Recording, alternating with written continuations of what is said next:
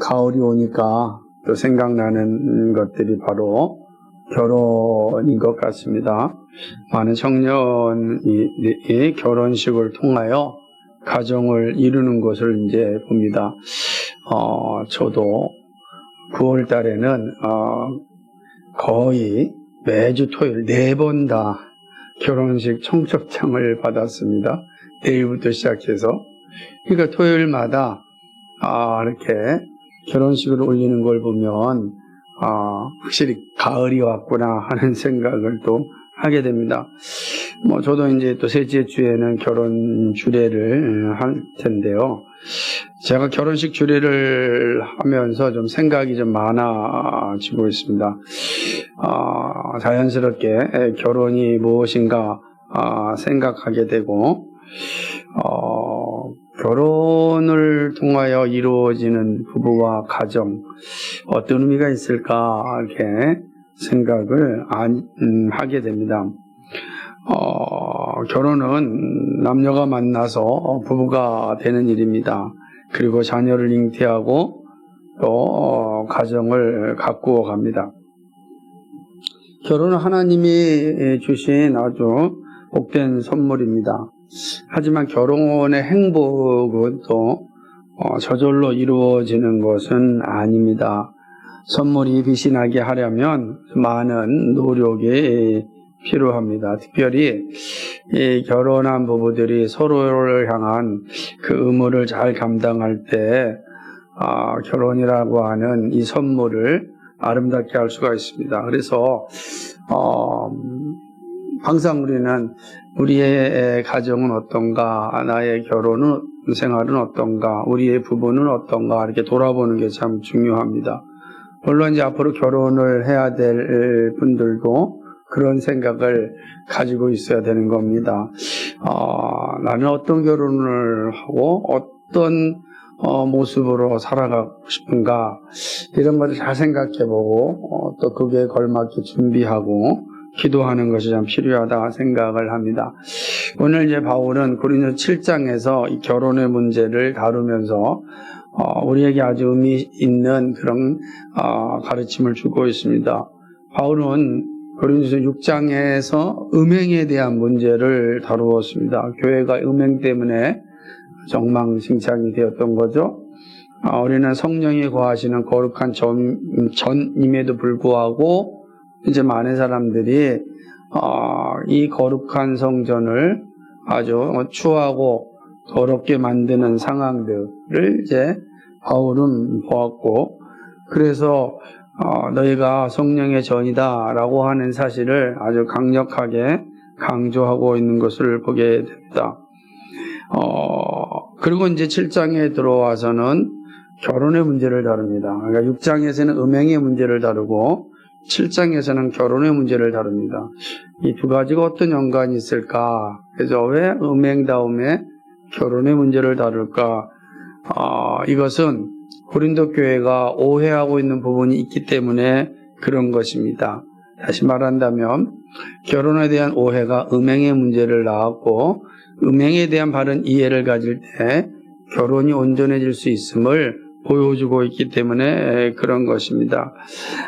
고린도 교회가 바울로 인하여서 세워지긴 했지만 아직까지는 좀 미숙한 상태에 있었습니다. 그러니까 영적으로 미숙한 상태에 있는 고린도 교회입니다. 그러다 보니까 성경이 말하는 가르침을 온전히 이해하지 못하였고, 반쪽짜리 신앙의 자리에 머물러 있었고, 아직은 이 어린아이와 같은 신앙의 자리에 있었습니다. 그래서 바울은 이러한 고린도 교회를 향하여서 온전한 자리에 이르게 하고 조금 더 성숙한 자리로 이르게 하기 위하여서 이 서신을 보내서 그의 모습을 분명히 행하고 있는 것을 이제 보게 되는 것입니다.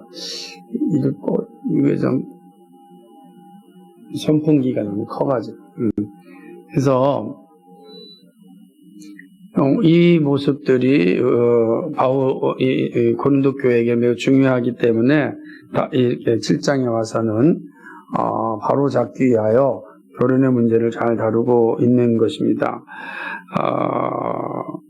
우리가 영적으로 미숙하게 되면은 나타나는 현상 가운데 하나가 뭐냐면 주변 사람들의 이야기에 혹하고 넘어간다는 거죠. 우리나라 기가 얇다 그러잖아요. 그러니까 영적으로 미숙하면 기가 얇아서 좀 더 강하고 멋지고 논리적으로 아름다운 이야기를 하거나 혹은 우리의 어떤 감성을 착 건드리는 이야기를 하면은 진리를 버리고 확 넘어갈 수가 있는 겁니다. 그게 미숙한 사람들의 모습이죠. 대표적으로 보면 어린아이들한테 아무리 좋은 말을 해도 따라오지 않지만 아이스크림 줄게, 500원 줄게, 그럼 그냥 아무 생각 없이 따라오는 걸 보게 됩니다. 이게 미숙한 상태가 가지고 있는 모습이라고 할 수 있는데 고린도 교회도 그러하다라고 하는 것이죠. 본문에서 바울은 고린도 교회가 오해하고 있는 부분을 바로잡고 그부의 참된 도리가 무엇인지를 밝히고 있습니다. 그리고 이것은 우리 시대를 살아가는 우리 모두에게도 의미심장한 그런 내용이라고 볼 수가 있는 것입니다. 고린도 교회는 아주 다양한 질문들을 사실은 이제 바울에게 한 것 같습니다. 1절에서 보듯이 고린도 교회가 바울에게 보낸 질문이 있었던 것 같습니다. 그래서 너희가 쓴 문제에 대하여 말하며 이렇게 하는 것 보니까 바울에게 지금 뭔가 질문할 거리를 보낸 것 같아요. 그러니까 바울이 너희가 쓴 문제에 대해서 말하며 이게 하고 있는 것은 이제 보게 되는 것입니다. 그리고 그 질문에 대한 답을 주고 있습니다. 그것이 7장의 내용이라고 이제 할 수가 있는 것입니다. 그리고 그 질문의 첫 번째는 금욕주의에 대한 답변으로 시작을 하는 것입니다. 그러니까 우리가 이 사실을 이해하기 위해서는 우리가 앞선 6장의 내용들을 조금 더 기억을 해야 됩니다. 바울은 5장과 6장에서 멀게는 5장, 또 가깝게는 6장이죠. 고린도 교회 안에는 잘못된 신앙들을 이렇게 지적을 하였습니다. 가장 큰 문제는 뭐냐면 영지주의 관점으로 하나님을 이해하고 또 신앙을 이해하고 있는 그런 모습인 것입니다. 영지주의, 이게 어떤 내용이냐면 이들이 생각할 때 영적인 것들 또 지식적인 것들 이런 건 매우 소중하고 중요하지만 물질적인 것들, 특별히 육체적인 것들은 그렇게 중요하지 않다. 거룩함을 찾는 것은 영이지 육이 아니다. 이렇게 영과 육을 완전히 이분하여 생각하는 그런 자들이었습니다. 그러다 보니까 육이 별 가치가 없고 중요하지 않다고 하니까 이 물질적인 것을 함부로 이제 사용하게 된 것이죠. 그러니까 우리의 몸도 마찬가지죠. 우리의 몸이 물질로 이루어졌으니까 물질로 이루어진 육체를 함부로 해도 된다라는 생각을 가지고 있었던 것입니다. 그러니까 이러한 잘못된 신앙과 어떤 사상이 고린도 교회 안에 들어왔고 또 새로운 관점을 알고 있다는 교만함이 음행이라는 죄를 가볍게 생각하게 된 것입니다. 그러니까 이런 영지주의자들의 신학과 신앙이 교회 안에 들어왔고 일부의 미숙한 신앙을 가진 사람들이 영지주의 사상을 받아들이면서 자기는 엄청나게 놀라운 신앙을 가진 것처럼 생각하고 그것을 따라서 살았다. 마치 JMS 정명석이라고 하는 사람이 1990년대에 이렇게 신촌을 중심으로 해서 대학생들에게 포교 활동할 때에 아주 그냥 신비주의적인 것을 많이 이야기했다고 합니다. 대통령을 자기가 다 맞추고 그렇다고 합니다. 그러니까 그러한 신비적인 것에서 혹 넘어가니까 사람들이 이게 옳은지 그른지 분간하지 못하고 마치 자기만의 비밀을 가진 사람들처럼 착각하며 이제 살게 된 것이죠. 그러다 보니까 그 집단에서 빠져나오지 못하고 계속해서 오적거리는데 그러다 보면 더더욱 위기에 빠지게 되는 것이고 자신의 몸과 마음이 다 파괴되는 상황까지 이르게 된 것을 볼 수 있습니다. 그러니까 고린도 교회 안에도 이런 영지주의적인 관점이 들어오니까 물질은 아무렇게나 된다 하니까 이 물질은 육체를 함부로 사용하니까 어떻게 되겠어요? 몸이 망가지니까 사실은 마음도 망가지는 거거든요.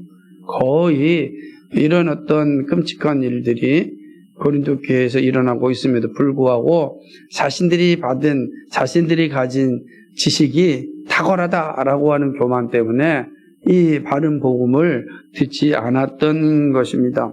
바울은 고린도 교회에 가지고 있는 이 불의한 문제, 특히 음행의 문제에 있어서 분명하게 대답을 합니다. 그러면서 아주 강력하게 선언하기를 음행하는 자는 하나님 나라를 유업으로 받지 못할 것이다 라고 선언하는 것입니다. 이 어마어마한 선언을 하는 것이죠. 그러니까 다시 말하면 영지주의자들은 하나님 나라를 유업을 받을 수 없다 이런 선언과 같은 겁니다. 자신들은 어떤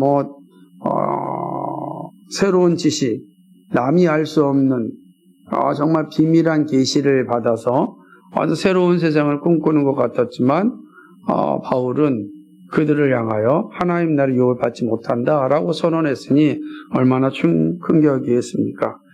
문제는 이런 충격을 받고 난 뒤에 나타나는 증상인데요. 그것은 바로 또 다른 극단적인 생각이 이제 나타나는 것입니다. 그것이 바로 금욕주의입니다. 그러니까 영지주의가 문제가 많다는 걸 확실히 알았어요. 그러니까 음행하는 자는 하나님 나라를 유업으로 받지 못한다라고 하니까 그러면 모든 일단 물질적인 일 또는 성적인 모습들뿐만 아니라 아주 그냥 철저하게 금욕주의자로 살아야 된다. 그래야만 하나님 나라를 유업을 받을 수 있구나라는 극단으로 치우게 되는 겁니다. 이게 사실 그러니까 영지주의와 금욕주의는 같은 거예요. 그러니까 양극단에 있지만 둘 다 하나님의 뜻과는 아무 관계가 없는 모습이 된 것이죠. 1절을 보면은 남자가 여자를 가까이 아니함이 좋다 이렇게 얘기하잖아요. 가까이 아니함이 좋다. 생각해 보세요. 그러니까 이 한쪽에서 그런 거죠. 이제 영지주의를 얘기하니까 뭐라고 질문한 거야? 그럼 아예 여자를 가까이 남자를 아예 가까이 아니함이 좋지 않습니까? 이렇게 나가는 거죠. 우리가 종종 이런 극단적 얘기 잘하지 않습니까? 이게 하나님의 뜻이 아닌데, 우리 교회도 모 청년이 그런 말 했잖아요. 나 30까지 결혼 안 하면 선교사로 나간다. 이 극단적인 발언을 하는 거죠. 그죠? 그러면 안 된다. 이 똑같은, 그러니까 영지주의가 잘못된 건 분명한데, 그렇다고 해서 금욕주의로 가는 것은 합당하지가 않다라고 하는 것을 이제 보여주는 거죠. 그러니까 한쪽에서는 음행의 자유를 말하고 또 한쪽에서는 금욕주의를 말합니다. 바울은 이 두 가지가 다 잘못되었다라고 이야기하는 거죠. 금욕주의의 선택은 무엇입니까? 혼인하지 않은 사람을 혼인하지 말라고 하는 것이고, 그죠? 결혼하지 않은 사람을 결혼하지 마라 라고 이야기하는 거 아니에요? 또 반면에 뭐죠? 이미 혼인하였다면은 더 이상 부부관계를 맺지 말라라고 하는 것이 금욕주의라면, 금욕주의는 아예 결혼하지 말라. 아니면 결혼했어도 이제부터는 그냥 부부관계를 맺지 말고 살아라 라고 하는 것이 바로 금욕주의입니다. 이렇게 되어지는 거죠. 오로지 영적인 유익만을 추구하면서 살아야 된다라고 하는 것, 이것도 사실은 온전하지 못한 모습에 빠진 것 아니겠어요? 그러니까 무슨 말이냐면 영지주의자는 영적인 걸 중요하니까 육체적인 것은 무엇을 해도 상관이 없다라고 하면서 영적인 걸 추구한 거예요. 그러다 보니까 금욕주의자들은 아니다, 철저하게 금욕을 행하면서 영적인 것을 추구해야 된다.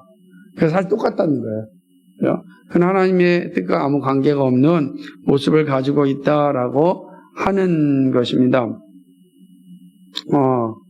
그러니까 결혼이 영적인 유익을 주는데 어떠한 도움도 되지 않는다라고 생각을 하는 것이죠. 이러한 생각이 결국은 이제 고린도 교회에 있는 많은 성도들로 하여금 금욕주의로 살게 하고 결혼을 피하게 되고 결국은 교회가 건강해지지 못하는 상황에 이르게 된 것입니다. 하지만 성경은 우리에게 금욕주의를 가르치지 않습니다. 금욕주의는 바울의 생각과도 다릅니다. 꼭 임박한 종말의 시기라면 결혼하는 것보다 결혼하는 것이 나을 수 있습니다. 그렇겠죠. 전쟁이 바로 오늘 터졌다고 한다면 결혼을 좀 미루는 게 나을 수도 있겠죠. 그런 정도는 충분히 이해가 될 수 있는 부분입니다. 그러나 그것조차도요, 우리가 생각할 때는 그래, 이 상황들 보니까 이런 상황에선 결혼 안 하는 게 나아라고 생각할 수 있는 상황들이 많이 있잖아요. 요즘 우리 청년들이 이건 뭐 직장도 안 돼, 그렇다고 해서 자녀를 키울 수 있는 준비도 안 돼, 그러니 차라리 하는 것보다 안 하는 것이 낫지 않냐, 이런 생각 같잖아요. 그 똑같은 생각이죠. 내일 얼마 전에 생각해보면 내일 전쟁이 터졌는데 오늘 결혼하는 게 무슨 의미가 있겠는가 라고 생각하는 사람들 같이 그렇게 큰 차이가 없는 생각들입니다. 하지만 성경은 우리에게 말하기를 결혼이라고 하는 건 정말로 하나님 주신 선물인데 우리의 어떤 상황과 환경에 따라서 결정할 문제는 아니다라고 이제 말씀하는 것입니다. 왜냐하면 결혼이 사람의 요구에 의하여서 생겨졌다면 얼마나 그럴 수 있습니다. 요즘 많은 사람들이 이런 생각을 하는 거죠. 니체라고 하는 서구의 사상가가 또 그 이외에 있는 또 루소라든지 이러한 사상가들에 의하여서 인간의 삶이 계약관계다라고 하니까 결혼도 필요에 의해서 계약하는 거다.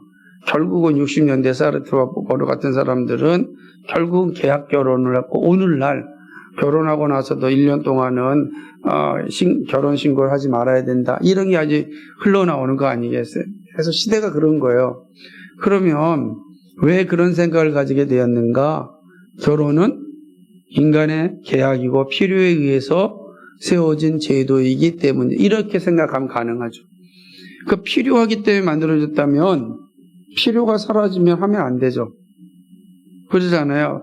필요 조건 충족이 되어진다 그러면 뭐하러 해야겠어요? 근데 성경은 결혼은 인간의 필요에 의해서 세워진 것이 아니라 하나님의 주권에 따라 우리에게 주신 선물이고 그것이 하나님의 창조 경륜을 이루는 시작이기 때문이다. 그러니까 우리 마음대로 할 수 있는 게 아니다라고 하는 것입니다. 그러니까 이 차이가 큰 차이가 나는 겁니다. 그리고 이 차이는 결혼 생활을 하는 모든 과정 가운데 매우 중요한 차이를 이제 만들어 내는 것입니다. 창세기 2장 18절을 보게 되면 여호와 하나님이 가라사대 사람이 독초하는 것이 좋지 못하니 내가 그를 위하여 돕는 배필을 지으리라 하시니라 이렇게 말씀하셨습니다.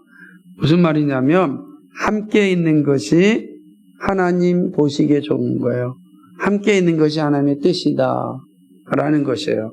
그래서 함께 있는 것은 곧 하나님의 선물이다 라는 뜻이죠. 그러니까 하나님은 우리가 금욕주의자로 살라고 결코 말하지 않았습니다. 바울은 사람들이 생각하는 것을 바로잡으면서 2절에서는 아주 단호하게 이야기합니다. 뭐라고 얘기합니까? 음행을 피하기 위해 남자마다 자기 아내를 두고 여자마다 자기 남편을 두라. 결혼하라. 이렇게 이야기하고 있는 것입니다. 그러니까 이 두 극단을 바로잡으면서 결혼해라 라고 말씀하고 있는 것입니다. 특별히 결혼은 음행을 방지하게 합니다. 그러니까 부부가 되면 음행의 죄에서 벗어남을 말합니다. 혼자 사는 것이 편한 것 같아도 혼자 사는 것이 음행의 자리에 더 많이 노출됩니다.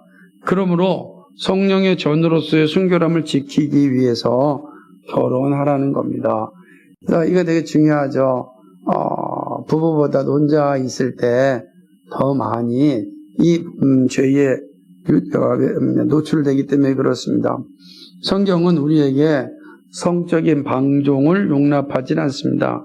동시에 성적인 금욕주의도 말하지 않습니다. 하나님 우리에게 결혼이라는 복된 선물을 통하여서 육신의 연약함을 이기게 하셨습니다. 우리도 결코 오해하지 말아야 합니다. 우리가 정말 바른 신앙의 자리에 서 있다고 한다면 하나님의 선물로서의 결혼을 잘 받아야 하는 것입니다. 부부가 되었다는 것은 단지 한 몸이 되었다는 것으로 끝나는 것이 아닙니다. 한 몸이 되는 것에는 그에 걸맞는 의무가 필요합니다. 바울은 결혼한 부부가 가지고 있어야 할 자세를 이제 3절로부터 제시하고 있는 걸 보게 됩니다. 3절에서는 부부가 가지고 있어야 될 첫 번째 의무로서의 자세는 뭐냐? 서로에게 충실해야 되는 것입니다. 한번 읽어볼까요? 시작. 남편은 그 아내에 대한 의무를 다하고 아내도 그 남편에게 그렇게 할지라. 아멘. 그러니까 남편과 아내와 남편이 서로에 대하여서 충실해야 되는 것입니다. 이에 대하여 에베소 교회 보내는 편지에서 잘 보여주고 있습니다. 아내는 남편을 위하여 돕는 배필로서 복종하는 의무를 감당하는 것입니다. 동시에 남편은 그리스도가 교회를 위하여 자신의 몸을 준 것처럼 헌신하고 사랑해야 되는 것입니다. 이것이 핵심인 것이죠. 에베소 5장 22절 28절은 그 사실을 자세하게 기록하고 있는 겁니다. 서로에게 주어진 역할에 최선을 다하는 것이 바로 서로의 의무를 감당하는 것입니다. 서로에게 충실해야 돼요. 그러니까 남편은 아내에게, 아내는 남편에게 서로 충실해야 된다라고 하는 것입니다. 상호 동등하게 의무를 다할 것을 말함으로써 남녀 간에는 차별이 없다라는 것입니다. 이게 참 어려워요. 그러니까 우리 이론상으로는 잘 알고 있어도 실제 우리의 삶에서는 여러 가지 장애물들이 있고 어렵지만 그러나 이 가르침이 옳은 것이고 우리는 각자가 자기가 가진 그 은사에 따라서 서로에게 충실해야 된다라고 하는 거죠. 그래서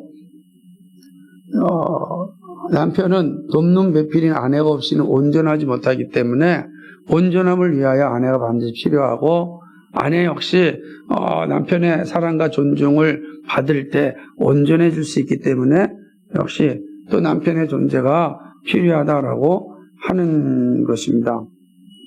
서로에게 충실하지 않는 것은 부부의 의무를 파기하는 것입니다. 그것은 부부로 맺어주신 하나님의 뜻을 어기는 것입니다. 그게 되게 중요한 거죠.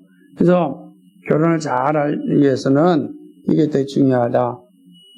마치 여러분 결혼 주례사를 듣는 것 같은 생각이 들 텐데 그렇게 얘기하고 있는 거예요. 두 번째로는 뭐냐?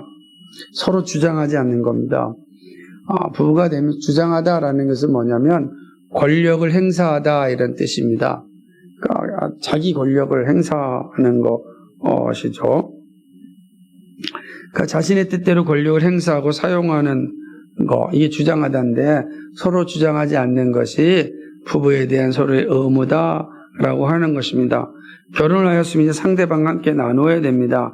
결혼한 사람의 몸은 자기에게 있는 것이 아니고 오직 배우자에게 있습니다. 그래서 아내가 자기 몸을 주장하지 못하고 오직 그 남편이 하며 남편도 이와 같이 자기 몸을 주장하지 못하고 오직 그 아내가 하나니라고 이야기하는 것입니다. 자신의 생각대로 내 마음대로 사는 것이 아니라 함께 살아야 된다. 그러니까 이렇게 생각한다면 일부 다처제는 합당하지 않잖아요. 그죠? 이거는 서로 주장하지 못하다는데 다처제가 되면 어떡하겠어요? 그죠? 이게 일처 다부제도 마찬가지고. 그러니까 성경의 가르침에 합당하지 않는 거예요. 서로 주장하지 말아야 되는데. 그러니까 우리가 이제 타락으로 말미암아 결혼 제도에 왜곡이 있었지만 바울은 이 문제에 있어서 아주 명확하게 이야기하는 것입니다. 서로 주장하는 자가 되면 안 돼요. 권력 다툼하려고 결혼하는 게 아니잖아요. 근데 우리나라에 보게 되면은 결혼하면서 먼저 주도권을 확 잡아야지 잘 산다 이런 말 종종 하잖아. 성경과는 다르잖아. 그래서 사실은 그리스도인들은 이 사실을 잘 아는데 아직도 세상에서는 이 진리를 모르니까 주장하고 주도권 잡고 그러는 거예요. 그러면서 성격 차이다 그러고 이혼하고 그러는 거죠. 그러니까 이게 참 기독교인들도 이 사실을 알지만 잘하지 못하는 게 많이 있잖아요. 안타까운 거는 우리 되게 좋아해 소양이라고 하는 아주 복음성 가수가 있었고 아주 무명 때부터 교회 찬양을 잘해서 잘 교회에서 찬양하고 간증하고 그런 가수였는데 너무 잘하니까 이제 크로스오버 해가지고서 일반 가수가 됐어요. 뭐 돈도 많이 벌었겠죠. 훌륭한, 왜냐하면 TV도 많이 나오고 인기도 높아지고 그래서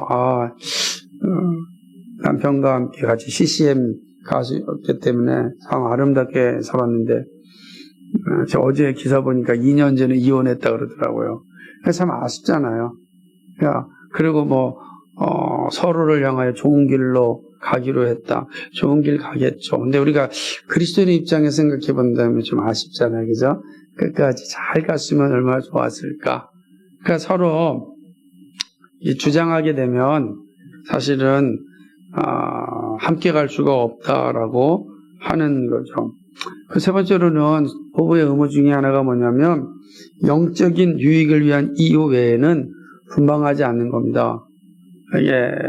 그래서 힘들어도 같이 한 방에서 자려고 해야 되는데 나이가 들면 점점 방향 몸이 달라지니까 그렇다고 하더라고요. 갱년기가 오면은 한쪽은 막 몸이 뜨겁고 한쪽은 차고 그렇게 같이 있을 수 없고 같은 입을 덮는 것도 힘들고 이게 되게 이제 어렵다라고 하는 겁니다.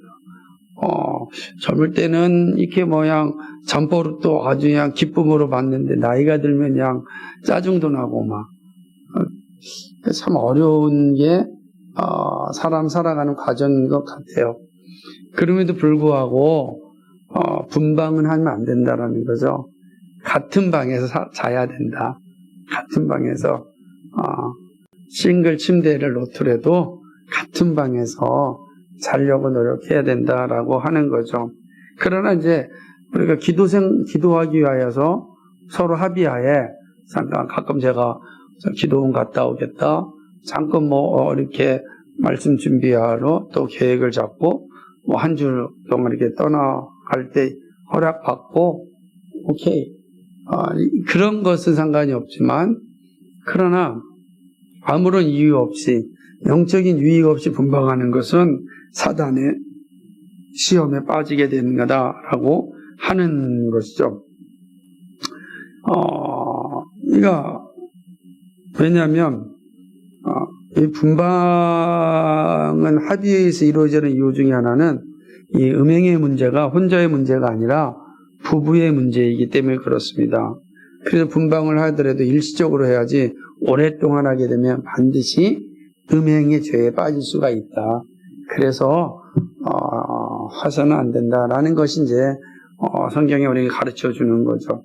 근데 바울은 6절과 7절에서 독특하게 말하는데 결혼에 대하여 허락이지 명령이 아니다 라고 말하면서 하나님의 은사대로 행하라고 말하는 것입니다. 왜 그럴까요? 무슨 의미일까? 이 부분에서 우리는 잘 분별해야 합니다. 왜냐하면 바울은 결혼에 대해 허락하는 것이지 명령하는 것은 아니라고 말하는데 그러면서 사람들이 자신과 같이 되기를 원한다고 말합니다. 자신과 같이 되는 게 뭐죠? 독신으로 살기를 원한다는 거예요. 바울의 입장에서는 독신의 삶을 말하는 거예요. 한번 읽을까요? 6절, 7절 시작 읽겠습니다. 시작. 그러나 내가 이 말을 하면 허락이요 명령이 아니라 나는 모든 사람이 나아갔기를 원하노라. 그러나 각각 하나님께 받은 자기의 은사가 있으니 이 사람은 이러하고 저 사람은 저러하니라. 아멘. 이거죠. 결혼이 명령이 아니라고 하는 것은 결혼에 있어서 자유가 존재함을 의미합니다. 독신으로 살 수 있는 길이 있다라고 하는 것이죠. 바울은 결혼이 하나님이 세우신 제도라는 게 의심치 않습니다.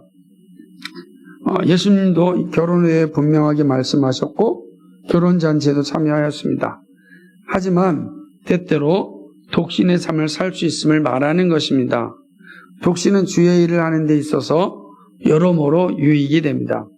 그러나 은사가 없이 독신을 산다면 더 큰 죄악을 짓고 말 것입니다.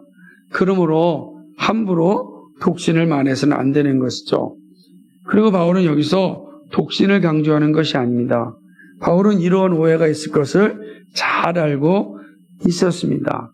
그래서 독신은 하나님의 은사라, 결혼도 하나님의 은사이듯이 독신도 은사라 이야기하는 것이죠. 그러므로 은사 없이 무조건 독신을 강조하는 것은 합당하지 않다라고 하는 거죠. 이게 참 우리 주일학교 중고등 친구들이 듣기에 좀 어려운 내용이지만 혼자 사는 거 그거는 은사에 속하는 것이지 자기의 주권에 속하는 것이 아니다라고 하는 것입니다. 그런 의미에서 신부가 되기 위하여 무조건 이 독신을 말하는 건 합당하지, 여기서 신부는 캐톨릭 신부처럼 얘기하는 거예요. 얘기하는 것처럼 독신을 말하는 건 또 합당하지 않다라고 하는 것이죠. 그러니까 바울은 나와 같이 되는 걸 참 원한다. 그죠? 그러나 하나님께 받은 자기의 은사가 있다. 그러니까 바울이 뭐예요? 독신은 하나님께 받은 은사다. 그러니까 은사가 분명하면 해도 되지만 그렇지 않다고 한다면 독신으로 사는 것이 합당하지 않고 음행을 피하기 위해서는 결혼해야 된다. 이렇게 말씀하는 것입니다. 이 사실은 아주 분명한 교훈을 주는데 아주 중요한 교리가 여기서 나타납니다. 첫째, 결혼은 창조의 원리이고 하나님 나라의 순리다라는 사실입니다. 물론 죄로 말미암아 결혼의 아름다움이 왜곡되고 부패하였습니다. 그래서 결혼 자체에 대한 부정적 인식이 생겼습니다.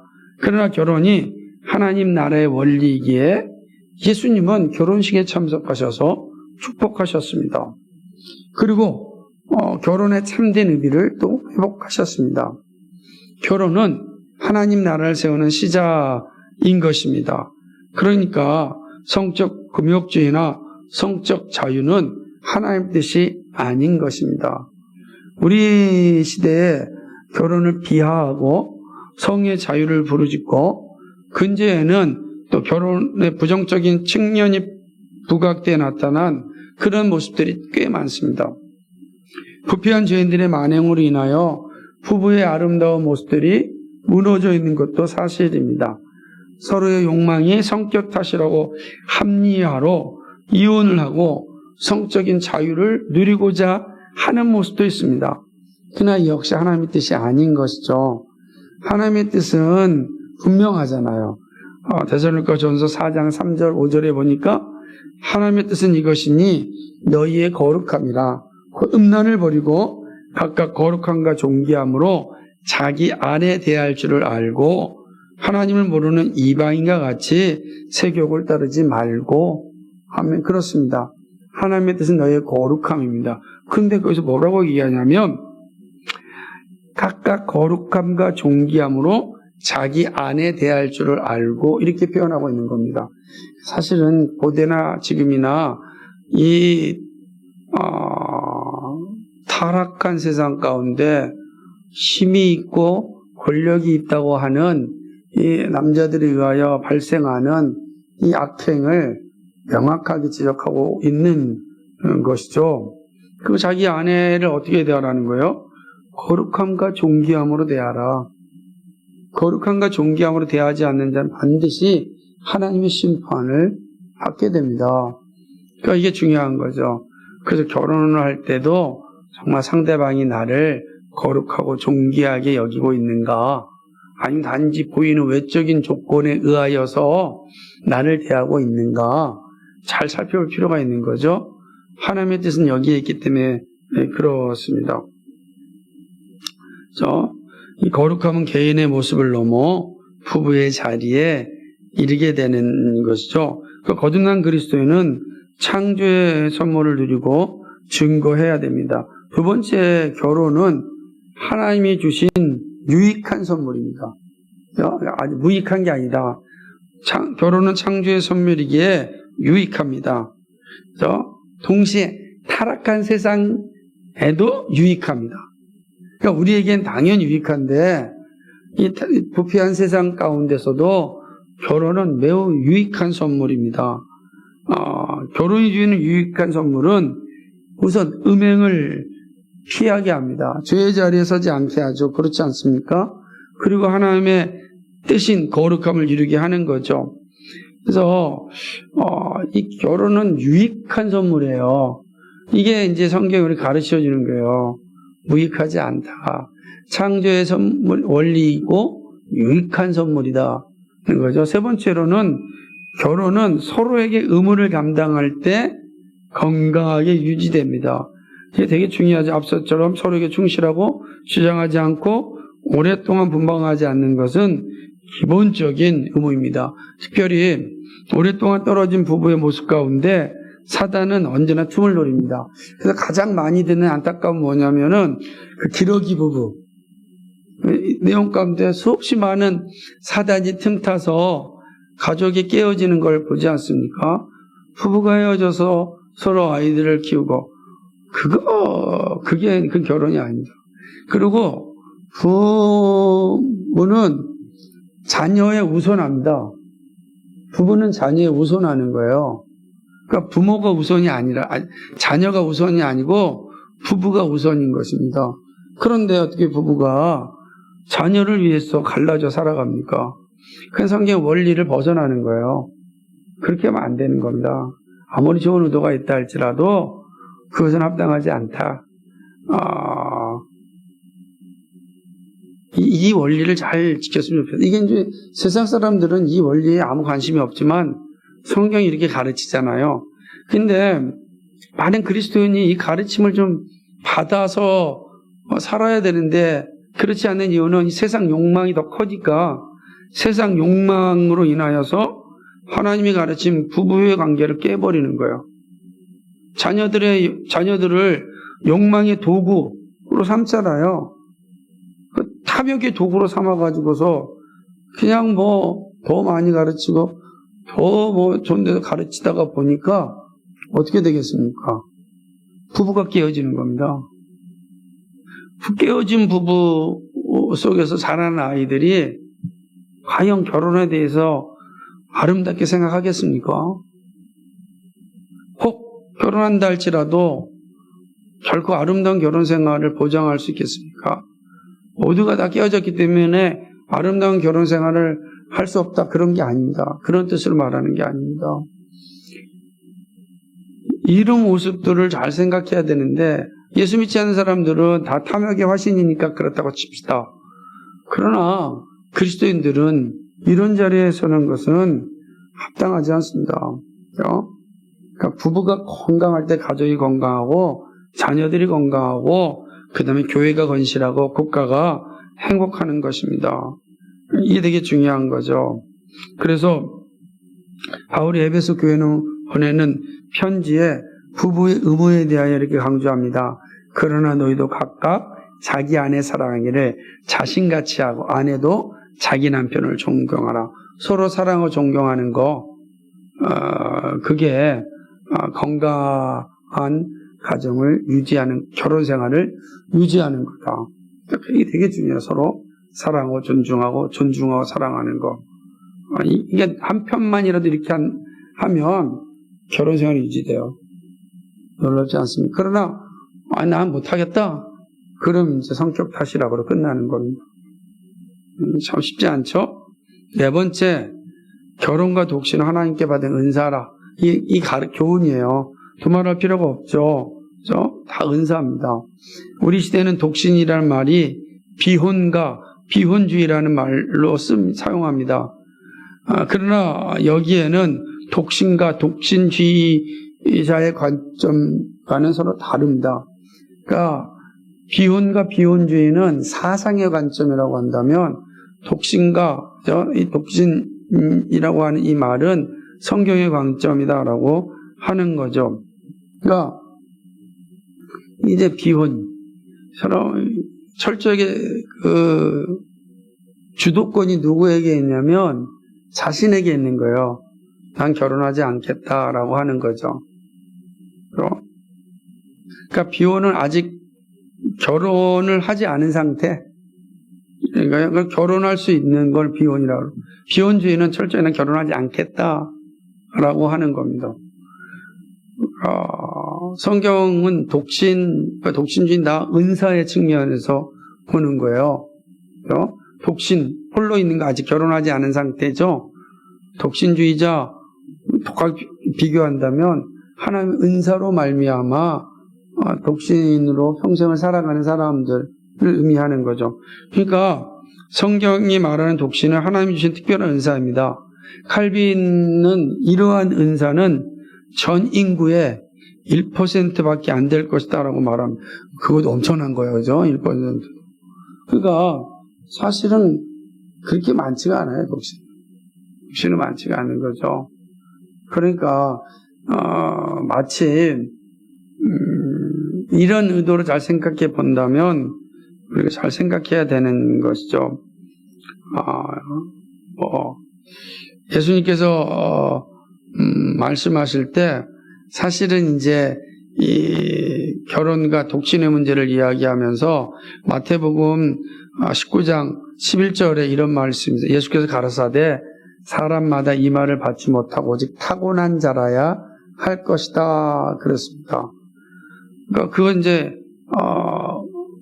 아내와 그러니까 이 결혼과 이혼에 대한 문제를 다루면서 이야기하는 부분이에요.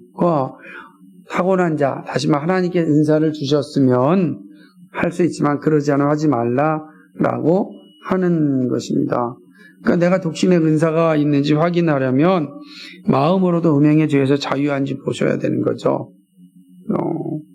그래서 우리가 이제 비혼과 비혼주의에서는 이게 떨어진 거예요. 내 안에 무슨 음욕을 품든 그건 아무 죄가 아니다라는 인식이 비혼과 비혼주의에 있는 거예요. 그러니까 은사가 아니니까. 그래서 참 이해는 해요. 그래서 그렇구나 이해는 하지만 인정하기는 어려운 도소가 있다. 그래서 그것을 독신주의로 만약에 간다 그러면 우리는 받아들일 수 있죠. 왜? 하나님 은사니까. 내가 하나님 은사를 받아서 독신으로 살겠습니다. 은사 받은 독신주의는 평생 하나님 나라를 위해 사는 거죠. 마치 우리가 니노의 생애를 읽어봤던 것처럼 니노처럼 그렇게 하나님께 독신의 은사를 받아서 일평생 하나님을 헌신하며 살아갈 수가 있는 거예요. 근데 그런 은사가 없다면 살 필요도 없고, 그러니까 그것은 비혼주의처럼 주장할 필요가 없다는 거예요. 그냥 하나님께 은사대로 살면 되는 거죠. 이해되시죠? 말씀을 맺습니다. 그럼 우리는 어떻게 살아야 될까? 결혼은 하나님이 베푸신 선물입니다. 비록 타락으로 인하여 결혼의 모습이 왜곡되었지만 결혼은 여전히 하나님 나라를 위해서 필요합니다. 하나님은 결혼을 통하여 자신의 백성, 자신의 나라를 만들어갑니다.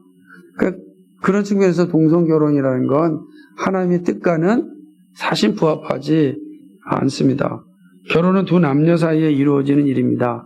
그래서 서로에게 의무를 다하고 주장하지 않고 항상 함께 나누며 사는 삶을 얘기합니다. 근데 사람들이 여기서 아내와 남편을 이게 젠더 이론으로 가게 되면 아내 역할 또 남편 역할로 이제 가버리는 거예요. 남자와 여자가 아니라 아내 역할하는 사람, 남편 역할하는 사람이지 이게 남자와 여자를 말하는 게 아니다. 이렇게 이야기를 합니다. 참 안타깝죠. 그런 성경은 분명히 두 남녀 사이에 이루어지는 것이 결혼이라고 이야기하는 것이죠. 그래서 서로의 의무를 다하고 주장하지 않고 함께 나누며 살라고 이야기하는 것입니다. 성경이 우리에게 말씀해 주신 자체를 기억해야 되는 것입니다. 그러나 여러분 기억해야 될 것은 이렇게 결혼했어도 행복한 결혼 생활이 저절로 되는 건 아닙니다. 여기에는 정말 성령의 어떤 도우심과 우리 자신의 많은 노력이 필요합니다. 믿음으로 하나가 되는 가정과 자신의 성품을 계속하여 다듬어가는 성화가 있어야 됩니다. 이러한 열매가 있을 때 결혼은 갈수록 아름다워지는 것입니다. 성화는 없고 자기 욕망만 커지면 모든 것에서 문제가 발생하는 거죠. 한번 따라해 봅시다. 결혼은 축복이지만 열매는 성화로 먹을 수 있다. 그래서 열매는 그냥 저절로 주는 것이 아니라 성화되어질 때 먹을 수 있는 겁니다. 그러니까 결혼식으로 끝나는 것이 아니라 날마다 자라나야 된다. 부부는요, 하나님의 나라를 소망하면서 살아갈 때 아름답게 살 수 있습니다. 서로 사랑하고 존중하는 삶이 풍성할수록 결혼은 아름답게 됩니다. 여러분 뉴스를 통하여 들려오는 욕망의 소리에 결혼에 대해 실망하지 마시고 그리스도인이 누리는 아름다운 결혼과 가정을 좀 볼 수 있기를 바랍니다. 그러니까 이미 결혼 생활하신 분도 결혼하신 분도 앞으로 결혼을 앞두고 있는 분도 세상에서 타락한 세상, 왜곡된 세상에서 들려오는 소리에 결혼에 대한 오해를 하지 마시고 정말 복음 안에서 아름답게 가정을 꾸려가는 이들의 소리를 보면서 그 아름다운 선물을 풍성하게 누려야 합니다. 얼마나 좋은 선물을 받았는데 그 선물을 발로 차버리면 되겠습니까? 그렇죠? 그래서 제가 오늘 설교 제목을 뭐로 했냐면 이렇게 정했습니다. 결혼이 주는 아름다운 열매를 먹을 수 있으려면 라고 하는 겁니다. 사랑하는 여러분, 결혼이 주는 아름다운 열매 풍성하게 먹을 수 있는 여러분이 되기를 주님의 이름으로 간절히 축복합니다. 거룩하신 하나님 아버지 참 고맙고 감사합니다. 오늘 고린도 교회를 향하여 주시는 바울의 말씀을 통해서 하나님의 뜻을 명확하게 알게 하여 주신 것 감사합니다. 하나님의 뜻을 따라 살아가는 저희들 되게 하여 주옵소서. 성적 방종도 하나님의 뜻이 아니고 성적 금욕주의도 하나님의 뜻이 아닙니다. 오직 하나님은 결혼이란 제도를 통해서 음행을 피하고 거룩함을 이루게 하기를 원하십니다. 물론 특별한 은사를 받아 독신으로 살 수 있습니다. 은사 없이 독신을 강조하는 것처럼 어리석은 것이 없습니다. 우리는 독신을 존중해야 돼 하나님의 은사를 확인해야 합니다. 하나님 아버지, 오늘 우리에게 주신 말씀을 잘 기억하고 결혼한 분들은 더 아름다운 가정을 꾸려나갈 수 있도록 힘을 다하고 또 아직 결혼하지 않고 결혼을 준비하고 있는 이들에게는 정말 아름다운 가정을 꾸려나갈 수 있는 은혜를 베풀어 주옵소서. 거룩하신 주님께서 함께하여 주시기를 간절히 소망합니다. 예수 그리스도의 받들어 기도합나이다. 아멘.